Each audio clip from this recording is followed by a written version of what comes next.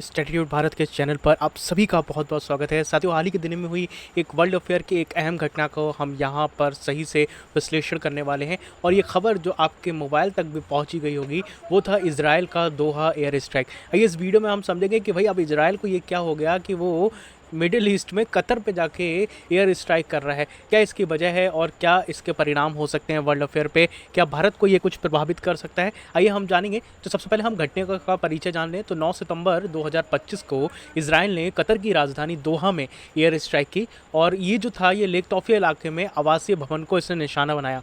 तो आप समझ रहे हो कतर कहाँ है और इजराइल कहाँ है। और कतर तो अभी इसमें ज़्यादातर अच्छी मिलिट्री रखने वाले देशों में है, मतलब इसके पास काफ़ी ज़्यादा एयर स्ट्राइक करने के लिए खुद के पास भी हैं विमान और इसके पास डिफेंस करने के लिए भी अच्छी क्षमता है। पर फिर भी कतर को इजराइल ने जाके एयर स्ट्राइक किया और हम ये जानते हैं इसका उद्देश्य इजराइल ने क्या किया। इजराइल ने हर बार की तरह अपने एयर स्ट्राइक में यही कहा कि हमास के वरिष्ठ नेताओं को इसने लक्ष्य बनाया है, जो कि गाज़ा संघर्ष विराम वार्ता में हमास की भूमिका को लेकर असहमति का परिणाम था। इसमें हमास का दावा यह है कि उनके मुख्य नेता बच गए हैं लेकिन 5 लोग मारे गए हैं और जो इजराइल है वो कह रहा है कि नहीं, हमने हमास के नेताओं को यहाँ पे ख़त्म किया है।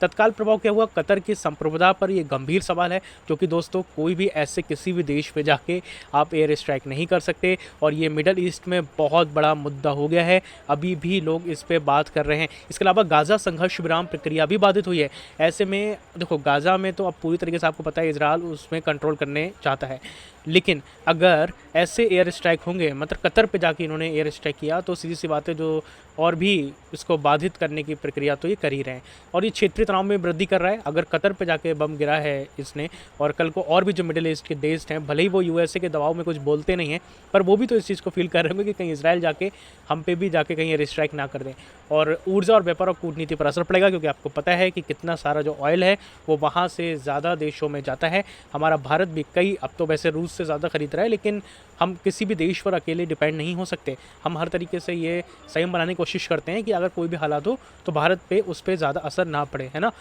अगर हम वैश्विक प्रतिक्रिया की बात करें तो कतर की प्रक्रिया यह है कि उन्होंने इसे राज्य आतंकवाद बताया है और अंतर्राष्ट्रीय समुदाय से समर्थन की अपील की है। अमेरिका का रुख यह है कि अमेरिका ने इस हमले की निंदा की है। सबसे बड़ी बात, पहले ये खबर आई कि अमेरिका ने इजराइल को समर्थन किया है कि वो जाके ऐसा करे, बट डोनाल्ड ट्रंप से जब एक इंटरव्यू में पूछा गया तो डोनाल्ड ट्रंप ने इस पर असंतोष जताया।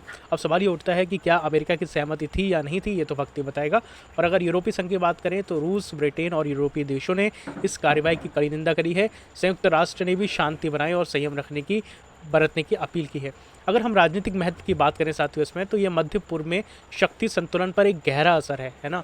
और कूटनीतिक वार्ताओं में भी गंभीर रुकावट है। जो इतनी कोशिश हो रही थी कि अगर इसमें किसी भी तरीके से शांति की जा सके, युद्ध को टाला जा सके, तो ऐसी जो घटनाएं हैं वो और युद्ध को बढ़ावा देती हैं, ना कि उसे कम करती हैं।